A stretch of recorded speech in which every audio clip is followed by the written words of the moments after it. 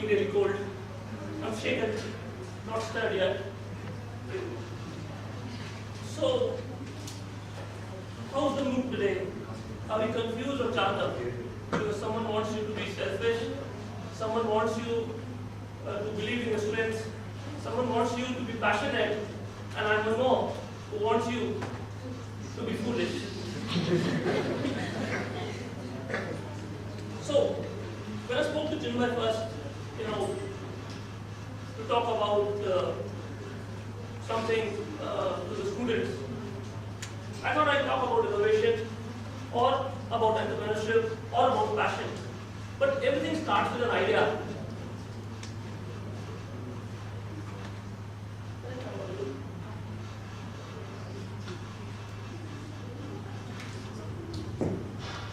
Yeah.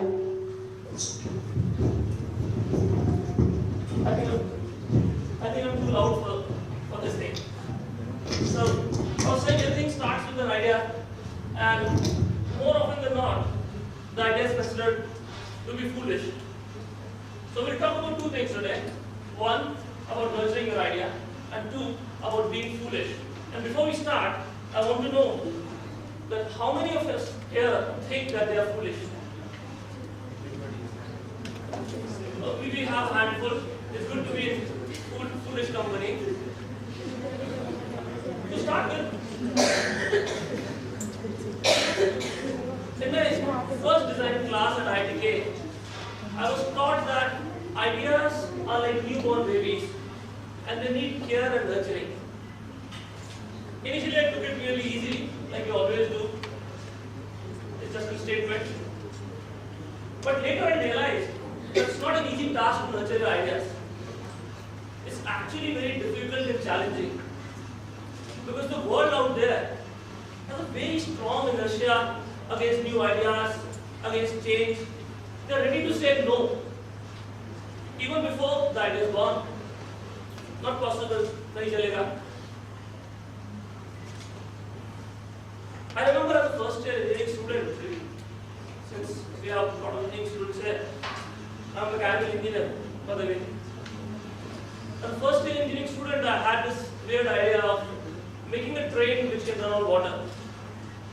I even made a seminar on it and discussed with a couple of professors and fellow classmates, seniors. And one day I met a person who told me that this cannot work. This is not possible. Why? I asked, and he said, if it was possible, someone would have done it by now already. So we can't fight that. We can't fight such an argument.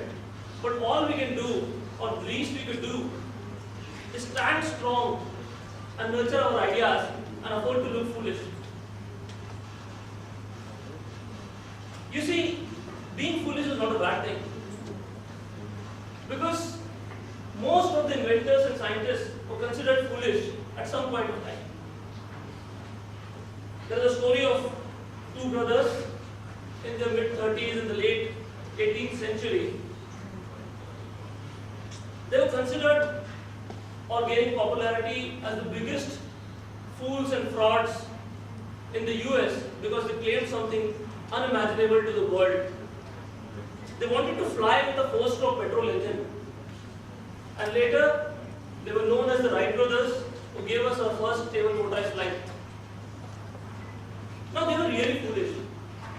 Why I say so is because they were foolish to an extent that even after breaking multiple bones in their crash landings, they never ever gave up their idea. It's also said that the Wright brothers never took a flight together.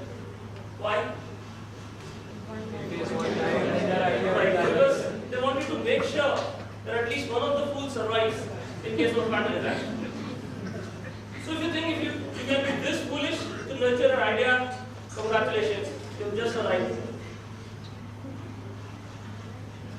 Now, I just want you to look at these pictures for 20 seconds and think of the first word which comes to your mind. Make a note of it, write it, or just keep it with you.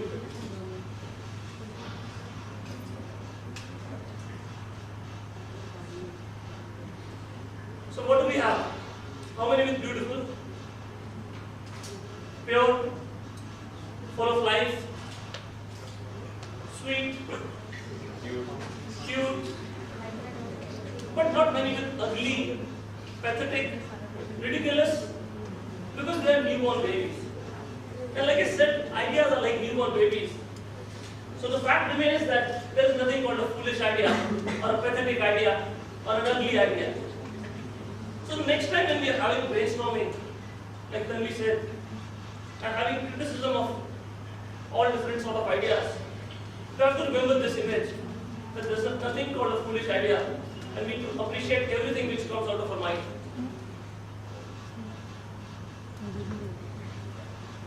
Now we talked about the world, to be ruthless against your ideas and giving unnecessary excuses and reasons and logics to put you down. But believe me, the world is not your biggest enemy. Your biggest enemy, or the biggest enemy of your idea, is you. It's within you.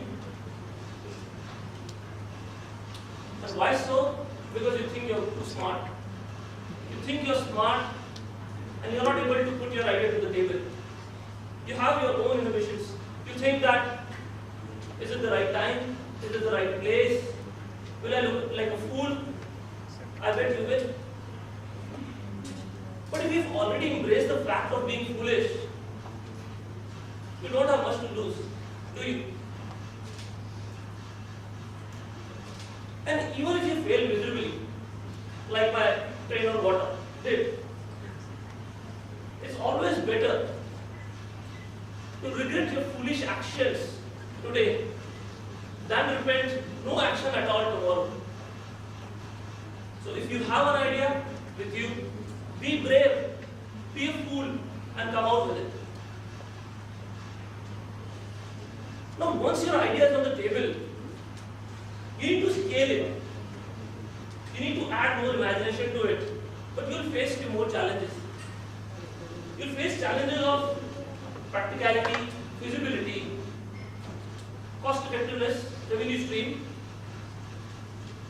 But the right way to scale your idea is to add more foolishness before it actually starts making sense. I remember as a design student, even I had this habit of shooting down ideas at an early stage based on their feasibility. Because I used to think like an engineer. And then I was told that if I think that this idea is not possible, it's not end of the road.